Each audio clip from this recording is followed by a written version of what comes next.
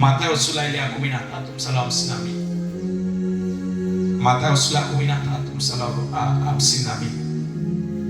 Tunalindwa kwa sababu tumebeba hazina na samani, hazina na heshima. Hapo lipo una vitu vya thamani ambavyo Mungu amekupa. Ndiyo maana Mungu atahakikisha haufi mapema. Ndiyo maana Mungu atahakikisha haufi mapema. Hauguyugui ovyo, hauguyugui ovyo wala kulialia ovyo. Ni kwa sababu Mungu anakulinda upate kuwa salama.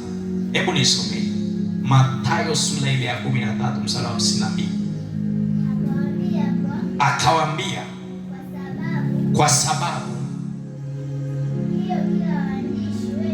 kwa sababu hiyo kila mwandishi mwenye elimu ya ufalme wa mbinguni amefanana na mtu mwenye nyumba atoaye katika hazina yake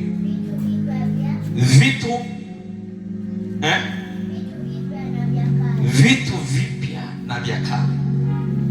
Ni Yesu anatolea mfano, anasema ya kwamba ufalme wa mbinguni umefananishwa na kama mwandishi umefananishwa na mwandishi. Ni maneno mazuri sana hapo. Anasema akawaambia, kwa sababu kila mwandishi mwenye elimu ya ufalme wa mbinguni amefananishwa na mtu mwenye nyumba atoaye katika hazina yake vitu vipya na vya kale. Kumbe basi wewe ni nyumba na umepewa vitu vya ufalme, ambavyo hivi vitu vya ufalme Biblia inasema ya kwamba unafananishwa na mtu anayetoa hazina. Kama Mungu amekupa kuimba, kama Mungu amekupa kuhubiri, kama Mungu amekupa kufundisha, kama Mungu amekupa kuomba, Mungu amekupa hekima ya kufagia, nafagia kanisani. Wakati mwingine Mungu amekupa hekima ya kufanya kazi. Unafananishwa na mwandishi mwenye elimu ya ufalme, mwenye elimu ya ufalme wa mbinguni, ambaye anatoa katika nyumba yake hazina za samani, ambazo ni hazina mpya na hazina za kale. Kwa hiyo una vitu vya thamani. Bwana asifiwe sana. Wewe una vitu vya nini? Vya thamani, kwa sababu Mungu ameweka ndani yako, na hivyo vitu ni kwa ajili ya kuwafaa watu wote ambao Mungu amekuweka katikati yao. Huwezi ukawa na vitu vya thamani na usiwafae watu wale wanaokuzunguka. Lazima vitu vya thamani vifanyeje? Viwe na matokeo katika wale watu wanaokuzunguka. So Mungu anakulinda kwa sababu wewe ni chombo cha thamani na kilichobeba hazina ya thamani kwa ajili ya kusudi lake. Anasema, nani mnalindwa na nguvu za Mungu? Haulindwi hivi hivi, unalindwa na nguvu za Mungu. Mungu anawekeza bajeti yake kubwa, bajeti ya ulinzi, kuhakikisha na kulinda, kwa sababu una vitu vya thamani. Anawekeza bajeti yake ya ulinzi kukulinda wewe, kukupa uzima, kukupa afya. Anakutenga na magonjwa, anakutenga na mabaya. Kwa sababu gani? Kwa sababu una hazina. Sawa sawa, tuko pamoja, tuko pamoja. Bwana asifiwe sana. Bwana Yesu asifiwe sana. Una hazina. Kwa hiyo ikiwa una hazina, Mungu anakulinda, Mungu anakupa uzima, Mungu anakupa afya, anakulinda dhidi ya wale wanaokuonea mabaya, wanaokunenea mabaya, wanaosema mabaya. Mungu anakulinda. Bwana Yesu asifiwe sana. Kitabu cha Luka sura ya 6. Kitabu cha Luka sura ya 6 mstari wa 45. Luka 6:45. Luka 6:45. Luka 6:45. Hebu soma. Luka 6:45. Mtu mwema katika hazina njema ya moyo wake hutoa yaliyo mema, na mtu mwovu katika hazina mbovu ya moyo wake hutoa yaliyo maovu. Kwa kuwa mtu kinywa chake hunena yale ya ujazayo moyo wake. Mtu mwema katika hazina njema, maana yake unalindwa kwa sababu ndani yako kuna hazina njema. Hazina njema ndio itakufanya utoe hazina njema kwa watu.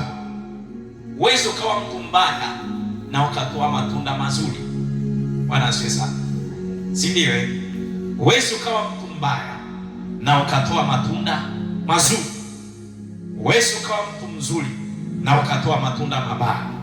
Mtu yoyote mbaya, kwa mujibu wa Biblia anasema mtu mwema katika hazina njema ya moyo wake hutoa yaliyo mema. Kwa hiyo moyo ndio unaamua kitu gani umekibeba. Ikiwa kwenye moyo umebeba mambo mabaya, ndiyo hayo yatatoka nje, watu watayaona.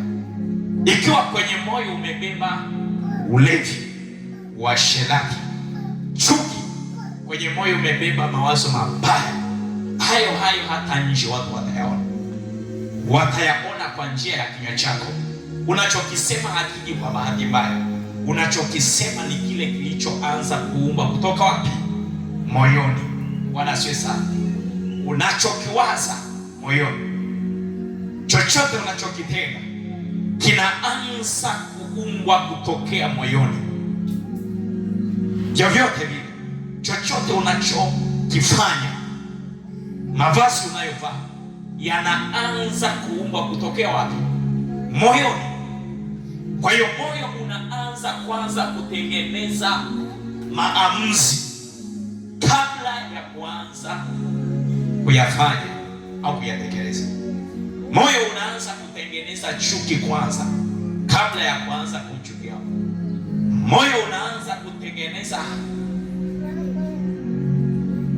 wizi, unaanza kutengeneza tabia mbaya kabla haujaanza kuzifanya. Bwana Yesu asifiwe sana. Kwa hiyo tukiona unafanya kitu chema, tunajua moyoni mwako kuna nini? Kuna wema. Tukiona unafanya kitu kibaya, ni kwamba tunajua moyoni mwako kuna nini? Kuna kitu kibaya. Ni kwa sababu kimeanza kuzaliwa katika moyo. Kwa hiyo chochote unachokifanya sio kwa bahati mbaya. Chochote unachokifanya ni kitu ambacho kinaanza kuzaliwa na kuzalishwa katika moyo. Haleluya. Bwana Yesu asifiwe sana. Unalindwa kwa sababu umebeba hazina njema kwenye moyo wako. Unalindwa kwa sababu umebeba hazina njema kwenye moyo wako. Kitabu kile cha Wakorinto wa kwanza sura ya 4 mstari wa 7. Wakorinto wa kwanza sura ya 4 mstari wa 7. Wakorinto wa kwanza sura ya 4 mstari ule wa 7. Wakorinto wa kwanza sura ya 4 mstari wa 7. Hebu nisomea.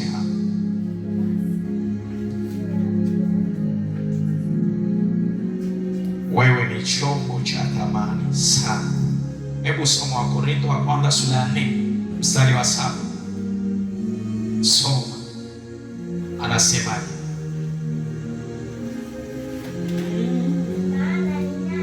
Maana ni nani? Anayekupambanua na mwingine. Nawe una nini usichokipokea? Lakini iwapo ulipokea, wajisifia nini? Kana kwamba hukupokea. Bwana sasa anazungumza ya kwamba maana ni nani anayekupambanua na mwingine? Nani anayeweza kukutofautisha na mwingine? Nawe una nini usichokipokea? Maana yake hatushindani kwenye maisha haya. Haujazaliwa ili ushindane na mtu, hatushindani. Paulo anasema maana ni nani anayekupambanua na mwingine? Ni nani anayekutofautisha na mwingine? Anayekutofautisha na mwingine. Huyu anajua sana kuimba, huyu hajui. Huyu anajua sana kuhubiri, huyu hajui. Hatujazaliwa kuja kutofautishana, si ndio? Kusudi halitutofautishi. Wewe umepewa kuimba kwa namna yako, utaimba kwa namna yako. Wewe umepewa kuhubiri kwa namna yako, utahubiri kwa namna yako. Umepewa kuomba kwa namna yako, utaomba kwa namna yako. Anasema, anauliza, nawe una nini usichokipokea? Lakini wapo ulipokea, wajisifia nini kana kwamba ukupokea? Kwa hiyo hata wewe usifike hapo ukasema mimi ni bora, niko vizuri sana. Anasema ikiwa haukupokea, wajisifia nini? Lakini wapo ulipokea, wajisifia. Maana yake kama unajua kuimba na Mungu amekupa kuimba, kupo tu huko, hauna haja ya kujisifia. Unajua kuhubiri, Mungu amekupa kuhubiri, kupo tu huko, hakuna haja ya kujisifia. Anasema wajisifia nini? Kana kwamba hawakupokea. Kwa hiyo wewe una vitu vya thamani tayari, wala haina haja ya kujilinganisha na mtu ya kwamba mimi ni bora. Wewe una kitu cha thamani, mwenzako ana kitu cha thamani, na wewe una kitu cha thamani. Kwa hiyo kila mmoja anapofanya katika kitu cha thamani, kinampa matokeo mahali popote anapofanya. Apewe sifa Bwana Yesu. Haleluya. Hebu tumalizie kitabu kile cha Wakolosai sura ile ya 2. Wakolosai sura ya 2. Wakolosai